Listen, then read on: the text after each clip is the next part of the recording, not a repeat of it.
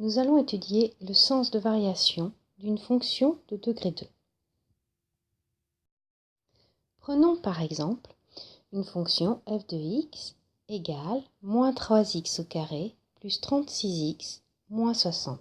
Cette fonction est de degré 2 car on voit que la puissance maximum ici est 2.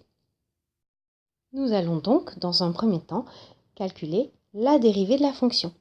Ici, la dérivée est 6x plus 36 parce que moins 3 fois 2x, ça fait moins 6x, plus 36. Ensuite, nous allons étudier le signe de la dérivée. J'ai bien dit le signe, c'est-à-dire quand est-ce que ce nombre-là est positif ou négatif.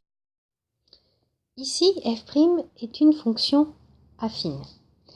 Donc on sait que comme son coefficient directeur est moins 6, déjà elle n'est pas parallèle à l'axe des abscisses, et surtout f' est une fonction décroissante. La représentation graphique de f' est une droite, puisque nous avons affaire à une fonction affine.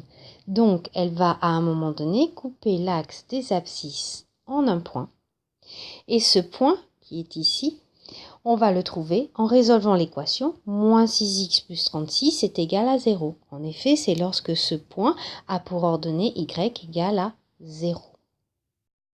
Nous allons donc résoudre l'équation moins 6x plus 36 égale à 0, ce qui nous donne moins 6x est égal à moins 36 et donc x est égal à moins 36 divisé par moins 6, c'est-à-dire 6. D'après le graphique que nous avons sous les yeux, nous pouvons donc constater que pour tous les x qui sont inférieurs à 6, la fonction est positive. Ces valeurs ici sont positives.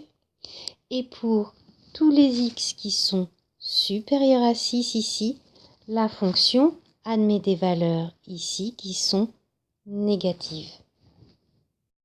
Par conséquent, on obtient le tableau suivant, c'est-à-dire que pour les x qui sont compris entre moins l'infini et 6, eh bien les valeurs sont positives, c'est-à-dire ici les valeurs sont donc positives. Et pour les x compris entre 6 et plus l'infini, c'est-à-dire ceux-là, les valeurs de f' ici sont négatives. Ce qui nous donne au final le tableau de variation de f suivante. Comme la dérivée de f ici est positive, par conséquent, la fonction f, elle, est croissante, jusqu'à l'image de 6 par f.